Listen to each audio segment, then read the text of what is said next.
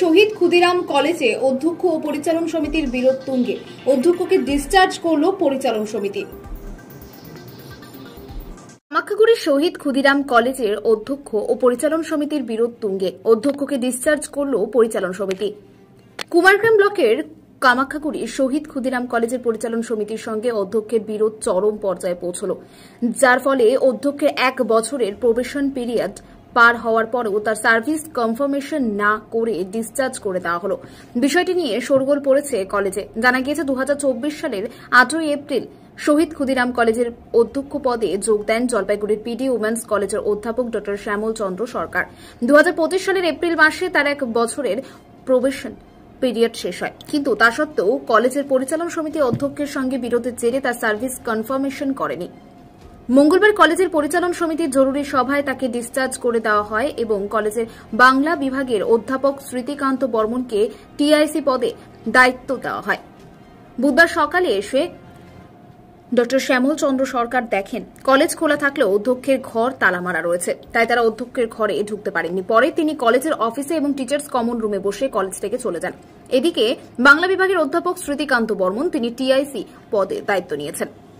এদিন অধ্যক্ষ ড শ্যামল চন্দ্র সরকার বলেন, পরিচালন সমিতির জরুরি সভা থেকে ডেকে গতকাল আমাকে ডিসচার্জ করে দেওয়া হয়েছে। পরিচালন সমিতির সভাপতি ওই সভা ডেকেছিলেন, কিন্তু সরকারি নিয়মে সভাপতি জরুরি সভা ডাকতে পারেন না। ওই সভা সম্পূর্ণ অবৈধ। আমাকে অনৈতিকভাবে ডিসচার্জ করা হলো। পরিচালন সমিতির কয়েকজন নিজেদের স্বার্থ চরিতার্থ করতে পারছিলেন না, তাই চক্রান্ত করে আমাকে সরানো হলো। আমি আদালতের দ্বারস্থ হব। এদিকে কলেজের অধিকাংশ অধ্যাপকরা চাইছেন শ্যামল চন্দ্র সরকারকে সার্ভিস কনফার্মেশন দেওয়া হোক। বিষয়টি যেন পরিচালন সমিতি বিবেচনা করে, তার জন্য কলেজের অধ্যাপকরা লিখিতভাবে এই আবেদন জানিয়েছেন। কলেজের টিচার্স কাউন্সিলের সম্পাদক তথা ভূগোল বিভাগের অধ্যাপক অভিজিৎ সরকার বলেন, আমরা গতকাল পরিচালন সমিতির কাছে একটি লিখিত আবেদন জানিয়েছি যেন অধ্যক্ষের ডিসচার্জের সিদ্ধান্ত পুনর্বিবেচনা করা হয়। আবেদনের প্রতিলিপি রাজ্যের শিক্ষামন্ত্রী ও উত্তরবঙ্গ বিশ্ববিদ্যালয়ের উপাচার্যের কাছেও পাঠানো হয়েছে। আমরা চাই কলেজে যে অচলাবস্থা সৃষ্টি হয়েছে তা যেন দ্রুত সমাধান হয়। এই বিষয়ে পরিচালন সমিতির সভাপতি শুক্লা ঘোষ টেলিফোনে বলেন, শ্যামল চন্দ্র সরকার প্রবেশন পিরিয়ডে পরিচালন সমিতিকে অন্ধকারে রেখে বিভিন্ন কাজকর্ম করেছেন। তিনি পরিচালন সমিতিকে অন্ধকারে রেখে কলেজের স্নাতকোত্তর স্তরে শিক্ষক নিয়োগ করেছেন। কলেজের শিক্ষক নিয়োগ হবে অথচ পরিচালন সমিতি জানবে না, এটা হয় না। ওনার বিরুদ্ধে আরও বেশ কিছু অভিযোগ ছিল, তাই ওনার সার্ভিস কনফার্মেশন করা হয়নি। আর বিশ্ববিদ্যালয়ের নিয়মে পরিষ্কার বলা আছে যে পরিচালন সমিতির জরুরি সভা একমাত্র সভাপতিই ডাকতে পারেন। সমস্যাটা হচ্ছে আমার সার্ভিসের কনফার্মেশন নিয়ে। সার্ভিস কনফার্মেশন ওনারা করতে চাইছেন না। আমি কোনো কনফার্মেশন সংক্রান্ত বা প্রবেশন পিরিয়ড নিয়ে কোনো রকম অ্যাপ্লিকেশন করিনি। তা সত্ত্বেও তারা নিজেরাই আমার প্রবেশন পিরিয়ড নিয়ে একটা জিডি মিটিং করেছিল গত 5/4/2025। তারপরে আমি 9/4/2025 হচ্ছে অ্যাপ্লিকেশন করেছিলাম যে আমার 1 বছর পূর্ণ হয়ে গেছে, আমার সার্ভিসটা কনফার্মেশনের ব্যবস্থা করা হবে। কিন্তু তার আগেই তারা একটা এমার্জেন্সি মিটিং কল করে, যেটা প্রেসিডেন্ট ম্যাডাম কল করেছেন, সেই জিডি মিটিং যে কল করেছিলেন সেটা হচ্ছে গভর্নমেন্টের যে রুল আছে এবং ইউনিভার্সিটির যে স্ট্যাটিউট আছে সেটার বিরুদ্ধে গিয়ে। সেখানে কোথাও বলা নেই প্রেসিডেন্ট এই ধরনের মিটিং কল করতে পারে। তিনি প্রিন্সিপালকে ইনস্ট্রাকশন দিতে পারেন যে এই ধরনের একটা ইমার্জেন্সি মিটিং কল করা। তিনি নিজে কল করতে পারেন, এই ধরনের স্ট্যাটিউটে কোনো কিছু নেই। সেটা জানানো সত্ত্বেও তিনি জোর করেই সেটা করেছেন। কালকেও আমি বলেছিলাম যেটা কিন্তু গভর্নমেন্ট অর্ডারেও নেই। 2017 সালের 17 যে ইয়েটা আছে, একটা আছে, সেখানে কোথাও বলা নেই প্রেসিডেন্ট ম্যাডাম এই ধরনের মিটিং কল করতে পারেন এবং ইউনিভার্সিটির স্ট্যাটিউটেও কোথাও বলা নেই। তা সত্ত্বেও তিনি এই ধরনের মিটিং ডেকে জবরদস্তিমূলকভাবে অধ্যক্ষকে ডিসচার্জ করার একটা সিদ্ধান্ত নিয়েছেন। তো এই সিদ্ধান্ত নেওয়ার আগে গত 5/4/2025 যে গভর্নিং বডির মিটিং হয়েছিল, সেই মিটিংয়ে হচ্ছে সিগনেচার ছাড়া, মানে কোনো অ্যাড্রেস ছাড়া, আনসাইন্ড, আনঅ্যাড্রেসড, ডেট নীল, রেফারেন্স নাম্বার নীল, এরকম একটা কাগজ আমাকে ধরিয়ে দেওয়া হয় 12টা প্রশ্ন সহ।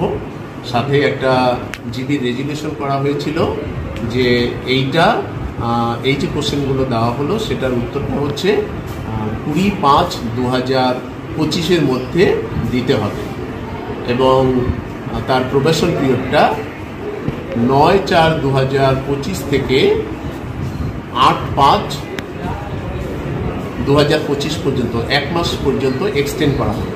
এই 1 মাসের মধ্যে তাকে জবাব দিতে হবে এবং সেই জবাবে জিবি যদি সন্তুষ্ট হয় তাহলে ঠিক আছে, যদি না হয় তাহলে তারা সরাসরি ডিসচার্জ করবে। এরকম একটা সিদ্ধান্ত তারা আগেই নিয়েছিল। সেই ভিত্তিতে আমাকে গত 4 তারিখে শনিবার 4/5/2025 জিবির 2 জন টিআর মেম্বার এবং আলাদা 2 জন টিচার এসে আমাকে বলে যে আপনার যে অ্যান্সার সেটা হচ্ছে জিবি সন্তুষ্ট নয়, যার জন্য তারা চাইছে আপনাকে সসম্মানে পুরনো কলেজে ফিরে যেতে।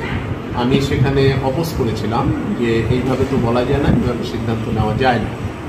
তো তার ভিত্তিতে ওনারা আবার সেদিনই একটা মিটিং কল করে 6/5/2025 ডেট দিয়ে সেইভাবে গতকাল মিটিং শুরু হওয়ার কথা ছিল 2টোয়, সেই মিটিং শুরু হতে হতে 5টার দিকে শুরু হয় এবং আমি যে অ্যান্সারগুলো দিয়েছিলাম সেই অ্যান্সারগুলো পড়ে শোনানো হয় এবং সেখানেও বিভিন্ন বিষয় নিয়ে, আলমারি ভাঙার বিষয় নিয়ে, তারপরে হচ্ছে অ্যাটেন্ডেন্স নিয়ে এগুলো কথা উঠেছিল, সেগুলোর যথাযথ উত্তর দিয়েছি। পিজির গেস্ট টিচার নিয়ে একটা প্রশ্ন উঠেছিল, তারা যেটা বলার চেষ্টা করেছে জিবি জানে না, এটা সম্পূর্ণ মিথ্যা কথা। জিবির রেজুলেশন আছে এবং ডিপার্টমেন্টের যে মিটিং হয়েছিল সেই মিটিংয়ের রেজুলেশনের ভিত্তিতে পিজি সেকশনের জন্য রুম ঠিক করা, পিজি সেকশনের জন্য গেস্ট টিচার নিয়োগ, পিজি সেকশনের জন্য অ্যাকাউন্ট খোলা, সেপারেট অ্যাকাউন্ট খোলা, এই ধরনের সিদ্ধান্তগুলো নেওয়া হয়েছিল। তা সত্ত্বেও তারা জবরদস্তিমূলকভাবে অনেক দিন ধরে চেষ্টা চালাচ্ছেন যে জিবি জানেন, এটা সম্পূর্ণ মিথ্যা কথা, জোর করে চাপিয়ে দেওয়া, প্রিন্সিপালের ইমেজটাকে নষ্ট করার একটা অপচেষ্টা তারা চালিয়ে যাচ্ছে।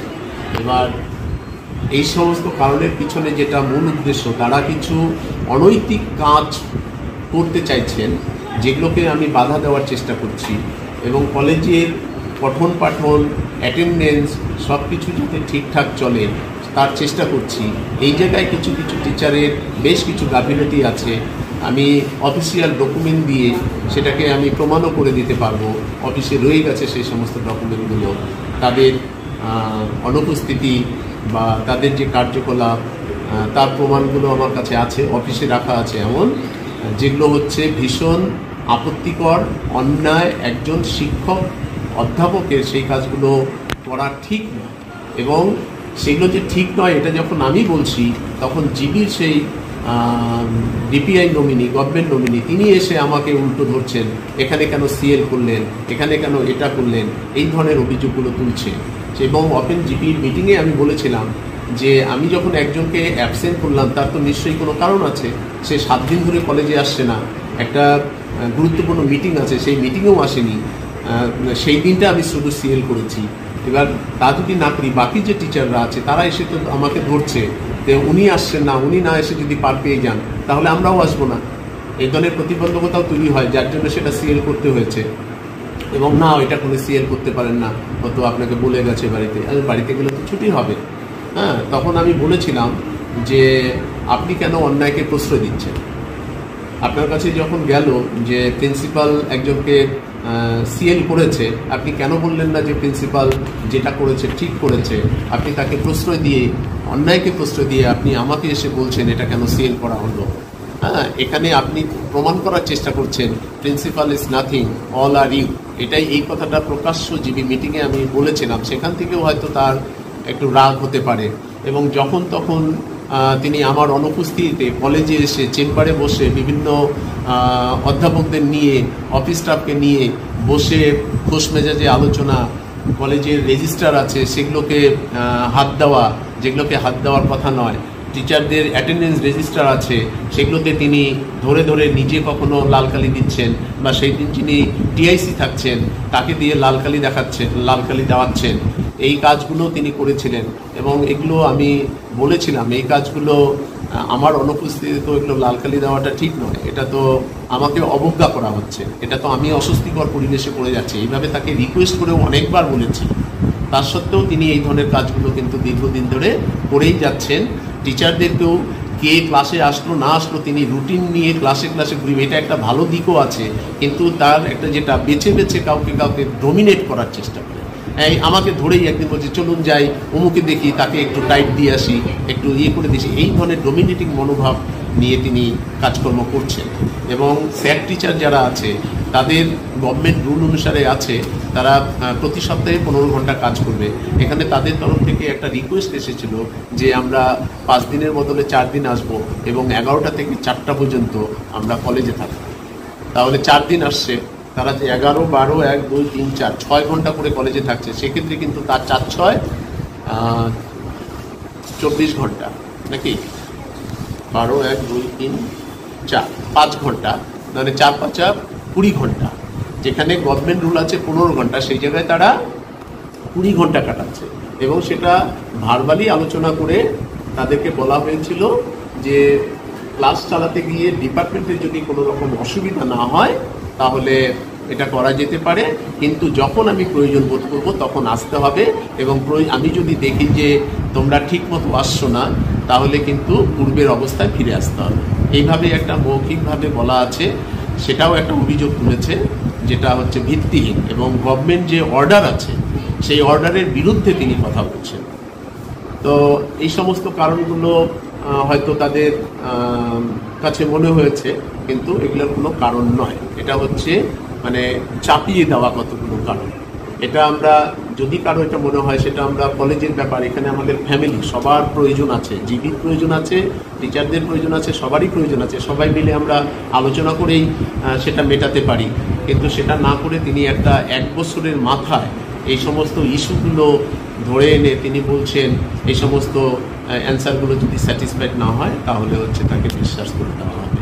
সেটা সম্পূর্ণটাভাবে মানে তাদের উদ্দেশ্য প্রণোদিত। ওনাদের যে উদ্দেশ্য, সেই উদ্দেশ্যগুলো তারা হয়তো আমার কাজের মধ্য দিয়ে চরিতার্থ করতে পারছেন না, এটা আমার মনে হচ্ছে। এটার বহিঃপ্রকাশ হচ্ছে এই 12টা প্রশ্ন, যেটার কোনো ভিত্তি নেই, যেটা মিথ্যা। এবং ইনারা, আমার অনুরোধ ছিল প্রিন্সিপাল কাউন্সিলের মেম্বাররা এসে তাদের সাথে আলোচনায় বসেছে, কোনো কিছুকে গুরুত্ব না দিয়ে একতরফাভাবে টিচার্সদের মধ্য থেকে আবেদন গেছে, অফিস থেকেও আবেদন গেছে, টিআর মেম্বারদের, জিবি টিআর মেম্বারদের কাছে থেকে অনুরোধ গেছে, কোনো কিছুকে এটা আইনত সম্পূর্ণ অবৈধ, এবং এই অবৈধতার বিরুদ্ধে আমি আইনের ব্যবস্থা নিতে চলেছি। আপনি কি আদালতে যাচ্ছেন, কোর্টে যাচ্ছেন? আদালতে যাচ্ছি। আজকে এসে কি দেখলেন আপনি? আজকে যখন আমি 10:10-এর দিকে কলেজে আসলাম, 10:10 বা 10:15 হবে, তখন এসে দেখছি আমার চেম্বার ওটা তালা বন্ধ করা আছে, এবং অফিসকে জানানো হলে তারা বলছেন যে গভর্নমেন্ট নমিনি যিনি আছেন তিনি তালা মেরে চাবিটা নিজের হেফাজতে নিয়েছেন, যার জন্য আমি সেখানে ঢুকতে পারিনি। অফিসে কিছু সময় বসেছিলাম, এখন টিচার্স কমন রুমে বসে আছি। বলছিলাম, নতুন কোনো টিআইসি কে দায়িত্ব দেওয়া হয়েছে কি? কোনো এই ধরনের খবর সিদ্ধান্ত নেওয়া হয়েছে। অধ্যাপক স্মৃতিকান্ত বর্মন, বাংলা বিভাগ, তাকে দায়িত্ব দেওয়া হবে। কালকে এরকম একটা রেজলিউশন লেখা হয়েছে, যে রেজলিউশনটা আমি চেয়েছিলাম আমাকে কোনো কপি দেওয়া হয়নি। তো আজকে কি ওই ভারপ্রাপ্ত যাকে দেওয়া হলো দায়িত্ব, তিনি কি তার প্রিন্সিপালের রুমে আজকে উনি বসেছেন? হ্যাঁ, ওটা আমি দেখিনি, শুনেছি উনি বসেছেন। আপনার নাম? ডক্টর শ্যামল চন্দ্র সরকার, অধ্যক্ষ, শহীদ ক্ষুদিরাম কলেজ, কামাখ্যা। কালকে গভর্নিং বডির একটি ইমার্জেন্ট মিটিং ছিল। সেই ইমার্জেন্ট মিটিং শেষে আমরা প্রিন্সিপালের কাছ থেকে এবং গভর্নিং বডির কাছ থেকে জানতে পারি যে প্রিন্সিপালকে ডিসচার্জ করা হয়েছে।